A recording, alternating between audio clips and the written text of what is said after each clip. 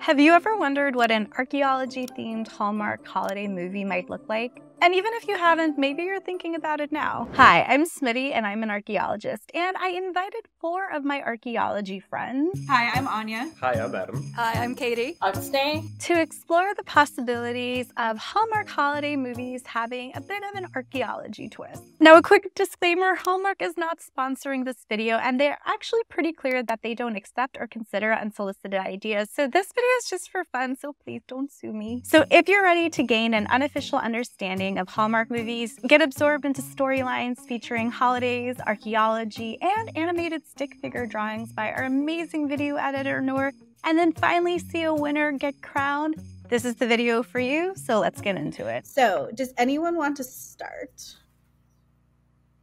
If not, I will start because I invited you to.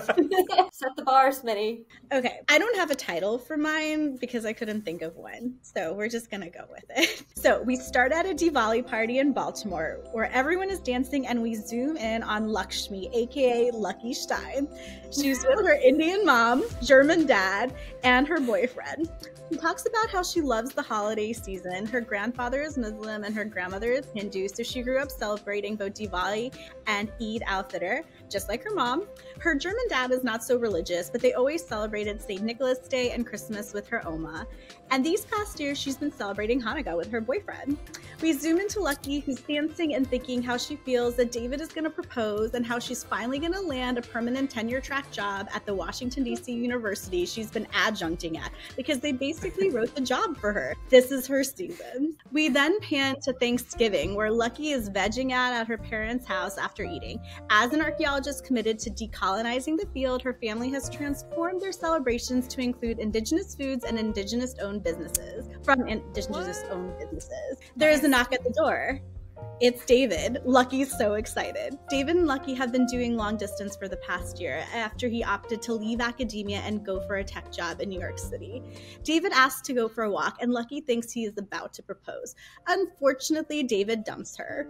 He says he was hurt when she didn't move to New York City with him and instead stayed in DC. Lucky is dumbfounded and there is some back and forth. But then we go to Monday. I know. That Monday, Lucky is back at her university and is heartbroken. She's sitting at her desk, which is in a former closet, when grad student Mia approaches her and asks her news. Turns out that the job she was a shoo-in for went to an ABD from an Ivy.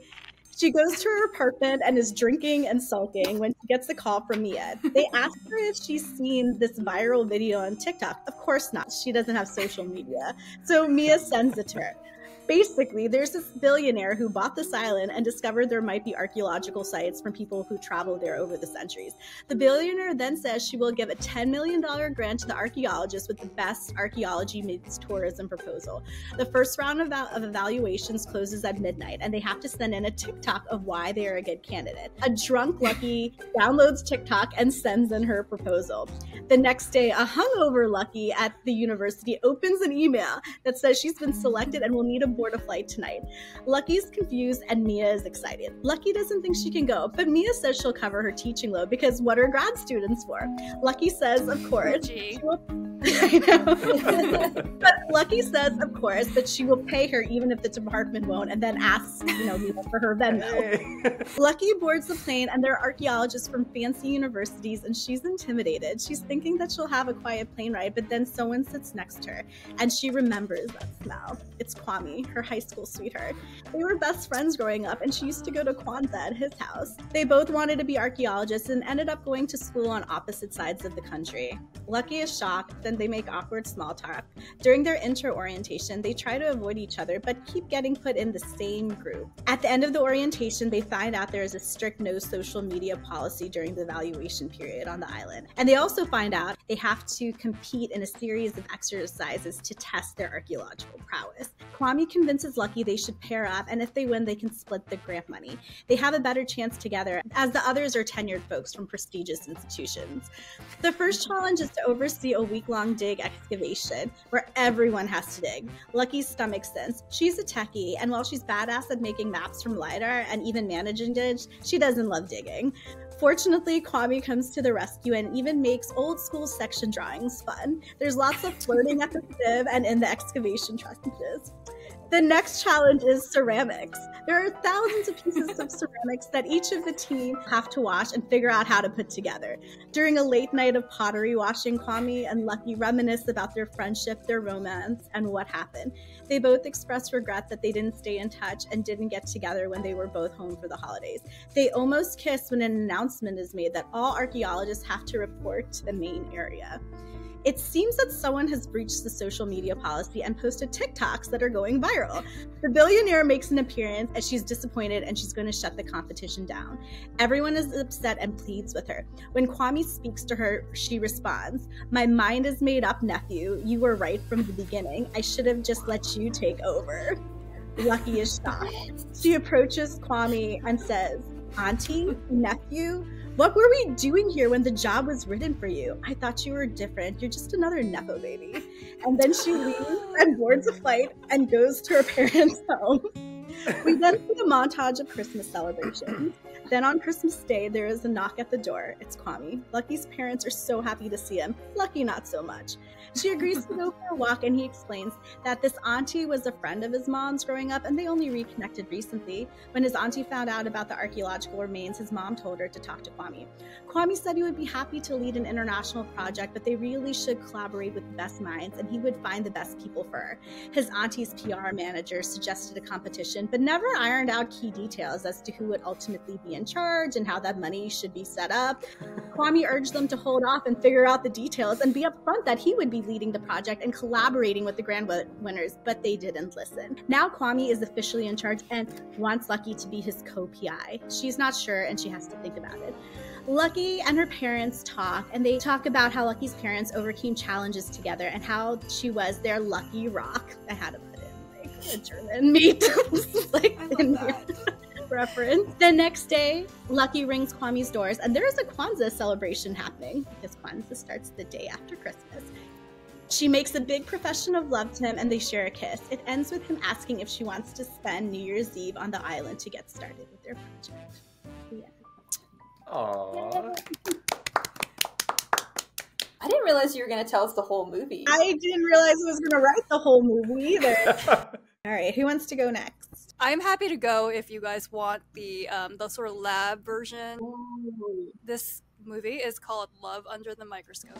I want Cute. you to imagine Love this. it already. A quirky Hallmark movie where love blooms not only under the mistletoe, but in a room full of microscopes, boxes, and bags of dirt. Meet our protagonists, Sam and Alex. Here, demonstrated here. Thank you, Dolly. Two budding archaeologists and Ph.D. students who are the quintessential lab nerds. Their world revolves around analyzing prehistoric plant remains from archaeological sites. They're the quote-unquote Indiana Joneses of the microscopic world. Sam, Nice. a slightly disheveled, That's a perfect but tagline. handsome. Yes, I know. Well, don't worry, I have a tagline at the end. Sam is a slightly disheveled but handsome, hopeless romantic with a penchant for bad puns. And he secretly harbors feelings for the raven-haired Alex, whose idea of a wild Friday night is categorizing and counting pollen grains.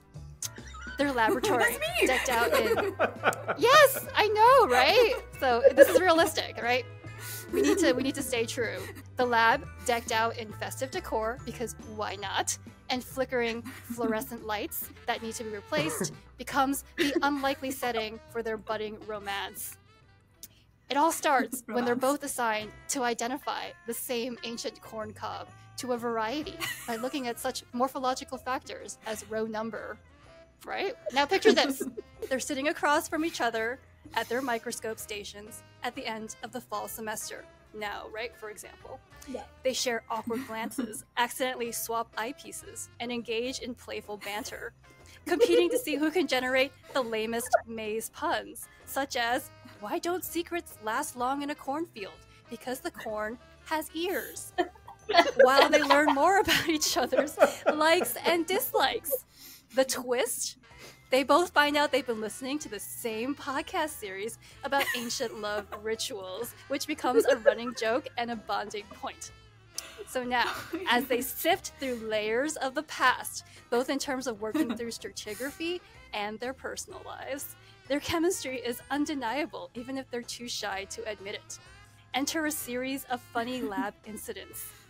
One, an accidental mix-up of sediment samples, leading to some confusion as to why wheat is present at a prehistoric site in Texas. A departmental holiday party where they both show up dressed as plants. And here's a sort of rendition of what that might look like, right? And I love that three, you have a illustrations. I mean, I felt like I had to kind of push this What home, did right? you tell AI? I was like, break this down into a series of like a couple images, and I want you to kind of like maintain the same character and the same style. And it roughly did that, but you know. So the third incident is a mischievous undergraduate research assistant who keeps hiding their tools, leading to them desperately scouring the dusty shelves and drawers for their prized featherweight forceps. In the midst of their search, Sam leans in to brush some dirt off of Alex's face as she closes her eyes, thinking they're about to kiss.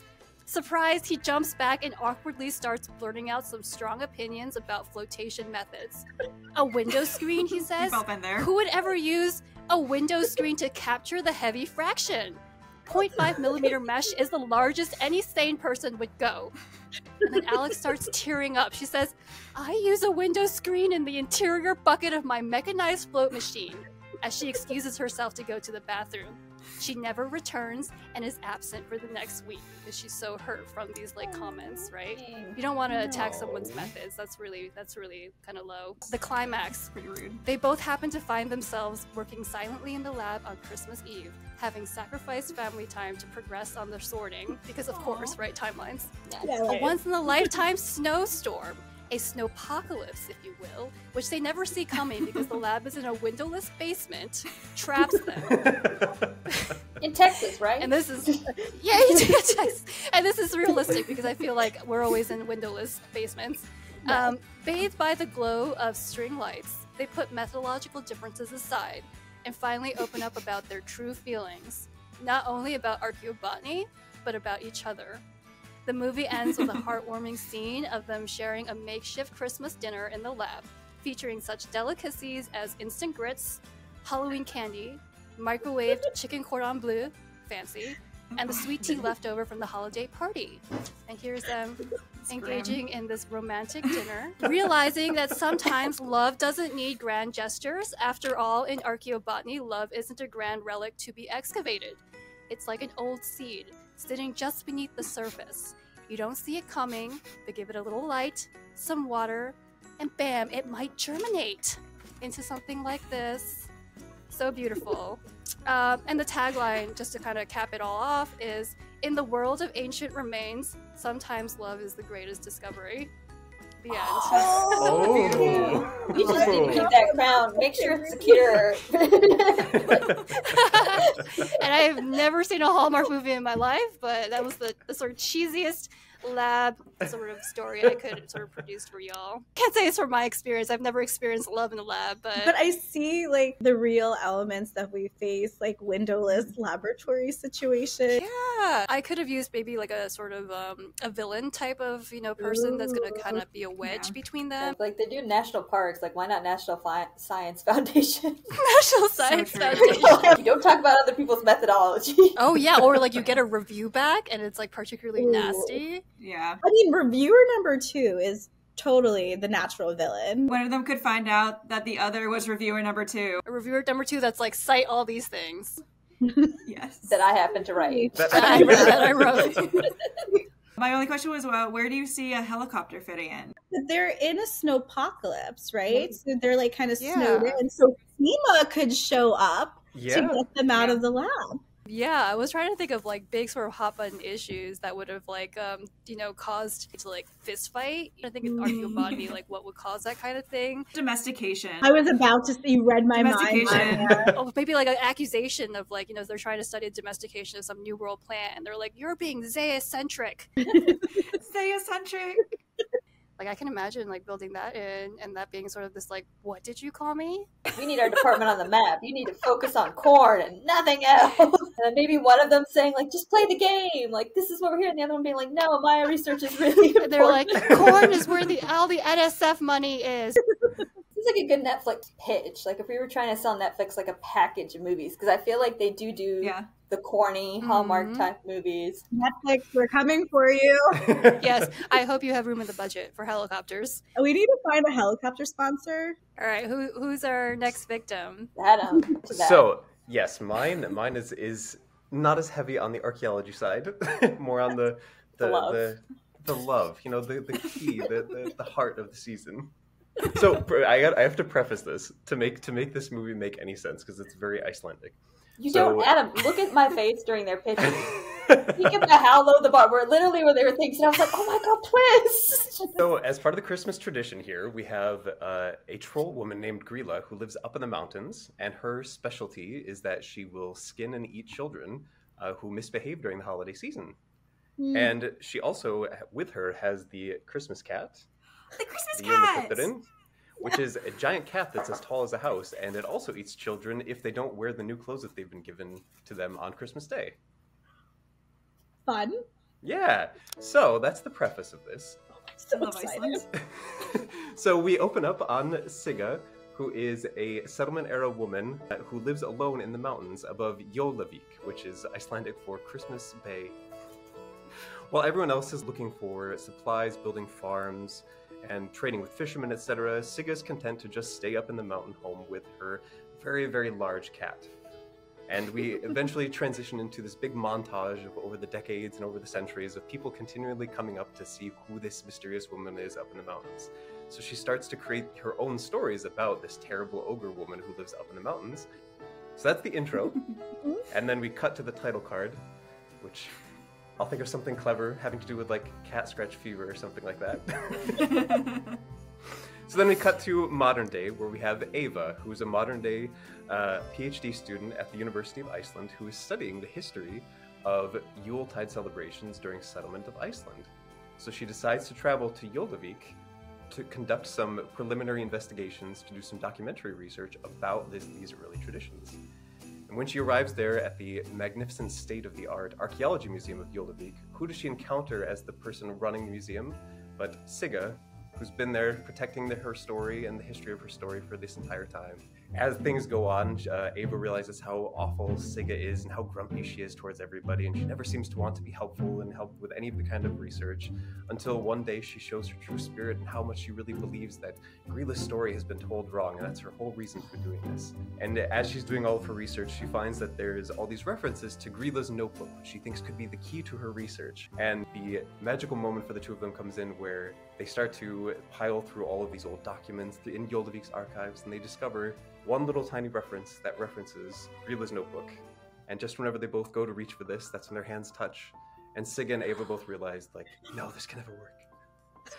And Ava starts to convince herself that this is just not worth any of the trouble because Sigga is so unhelpful and clearly doesn't want her to find anything. And the reconciliation happens when she starts to pack up everything and realizes she's just going to throw away all of her entire PhD project and do something entirely different. When who shows up at her door on Christmas Eve, which is the day that Icelanders traditionally celebrate Christmas. But Sigga shows up at Ava's door holding a book and a piece of chocolate, which are the traditional Icelandic snacks. And what book is it? But Grilla's journal that tells the entire history of everything that she's gone through. And the two of them end up moving together up into the mountains, and they take care of the gigantic Christmas cat and preserve its story for many, many years. Oh my god! You need to write that into a novel. I would genuinely read that book. Oh, maybe I should write it. I also feel like the Icelandic Tourism Council needs to know that you have this idea. Yeah. Have you ever seen a movie where you're just like, this is a tourism ad? Like, I enjoy it, but this is a think about the vistas. This is perfect for the helicopter scenes, yeah. Just the like the you can have a helicopter. Can we get some like Northern Lights? Can we get a puffin as well? That would be On the 12-month-long research project that she's on, yeah. As one does. So when you said the part where she's like, she's gonna throw away all her PhD research, I was like, you idiot, just finish the thesis. I feel like Disney would eat this up too, especially with all the, I don't know, the Frozen obsession. I feel like they would commercialize the hell out of this. They don't do well with original content. They might need this story to help them. Yeah. All right, Anya, you're up. Are you ready? All right, I feel like these are hard to follow up, but I'm going to do my best. So mine is entitled A Holiday Shindig, subtitle Excavating Santa. Our protagonist, Gertrude, is a big shot zooarchaeologist living in an unnamed big city. The week before Christmas, she gets a call from the Alaska State Archaeologist that she urgently needs to check out a newly discovered find. The site is a few miles away from her hometown, which she hasn't come back to since becoming the director of the big zooarchaeology lab. When she gets there, the state archaeologist has shocking news for Gertrude. They found indisputable evidence of Santa Claus in the form of a red sleigh and 9 reindeer skeletons. Of course, our no-nonsense protagonist knows that this is bullshit, or rather, reindeer shit. So she goes to the local bar to drink away her frustration of having to leave the big city for this ridiculous claim. At the bar, Gertrude runs into none other than Brian, her high school sweetheart. As Ancient Aliens plays in the background, she and Brian get to talking. She instantly remembers why they broke up in senior year. He doesn't believe in carbon dating and somehow makes it his whole personality. Oh my Back God. at the archaeological site. Back at the archaeological site, Gertrude and the state archaeologist continue to excavate the sleigh and reindeer remains. She keeps running into Brian, who wholeheartedly believes that they really found evidence of Santa's sleigh. Eventually, Gertrude meets her breaking point and yells things at him like science and isotopes, but he simply says, there are some things we mere humans may never understand, like the spirit of Christmas and also aliens. On Christmas Eve, Gertrude and the state archaeologists finish their excavations, revealing a full sleigh and 9 complete, somehow perfectly put together reindeer skeletons. That night, Gertrude thinks about what Brian said. Maybe it was Santa, or aliens. Maybe Santa is an alien. But also, if these are reindeer remains, does that mean Rudolph and his friends are dead? Does that mean the spirit of Christmas is dead? Gertrude fell into an anxiety spiral, so she headed to, where else, the bar, where Brian was alone with his eggnog. Gertrude agreed that Brian had a point, and they decided to hold hands and agree to disagree. That night, they saw an unusual sight, a skeleton wearing a jolly red suit flying in a sleigh pulled by 9 skeletal reindeer as the snow began to fall. The end. But Santa's not dead, right? Oh. A lot of this is just like, we found the remains. It's like, are you telling me Santa's dead? I've been envisioning as this kind of an in-between between Halloween and Christmas, kind of going for a spooky vibe. I like it. This would be fun as like sort of claymation kind of thing, Yeah. like Nightmare Before Christmas. Where's the helicopter? She can fly into the town in the helicopter. Like 2 separate scenes. Like one scene with like the archaeologist with like a small child explaining them why it's fun to believe in Santa. And then Brian, I don't know, talking to like an oncologist to be like, this is why science is great. Casting of that child will be key. Yes. Teddy! I feel like what would really be perfect is if the set for like where she starts out and then the set for the small town are like the same. So she's like... So that made me think, if you really wanted to lean into the slapstick of it, the whole Brian Ryan thing, like just keep changing his name throughout the movie and have different actors, have different guys that are like the Ryan Murphy stereotype that all basically look the same. Just switch them out. All right, so Sneh, have you made your decisions? I have. It was a surprise. I gotta tell you, every time one of you pitched, I was like, this is such a good idea. I can't believe I'm getting sucked into a recap of this story. Because I was just like, I would watch every single one of these and probably be texting Smiti about it while I've been to just let her know that this exists. And she's just like, I've got kids to raise, Sneh. I don't have time. Like a job to do. And you did have that weird little hook that, probably why we all got into archaeology or academia, where you just find something and you fixate on it and you want to learn more about it and figure out whatever this thing thinks. So that was something that was there in each movie. But dear Lord, Adam, yours was the most on brand. Yours is really good, Adam. Thank you. This is the weird thing. Even though how you describe the cat somehow having the animal in.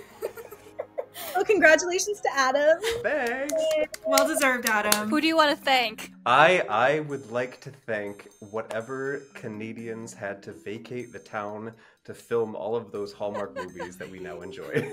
But you each did have superlatives, though. Yay! Okay, so I have to tell you, when you were describing your movie, I wanted to see these sets. So I would say, like, best, I don't know what you call it, like, cinematography? Like, we're going to give that to you. Thank you. Katie's going to probably get most likely to make me to nerd out, because when she was getting specific there... What, is there a positive way to talk about being consent? Anya, you get the award for best small town story, because if there's anything that irritates me more about these Hallmark movies, is the delusional lives that they think exist in small towns. And you didn't murder Santa. I was really scared for like a long time. So there was suspense, and you said it was up there. So I was just like, at some point, you need to say Santa is alive. I'll make it ambiguous, up to interpretation. You were hitting not even Hallmark, but all those rom-com ridiculous. Sweet Home Alabama. Yes. Yeah, I was thinking like Shades of the Proposal. Also, like in there a little bit. Honestly, my love story was really kind of in the background. You're just like, yeah. All they did was hold hands. I think that's as much as they're allowed. Hallmark movie. I would say like all of you had one element, which I feel like is key to a Hallmark movie, where there are a bunch of ridiculous things that cannot be explained, which are necessary. Really thought you guys were just going to do trailer pitches, so really appreciate all of you like came up with this story. Before we depart, like, thank you, Sneh, for being thank great. you. Thanks, Sneh. That was so fun. Thank you all. Okay, bye, everyone. Bye. Bye. Bye, guys. Bye. So while Adam won the competition and the rest of us got superlatives, the real winner is honestly you for making it this far in this video. And if you still want to see more of us, check out this video over here. Thanks so much for tuning in, and I'll catch you in the next one. Bye.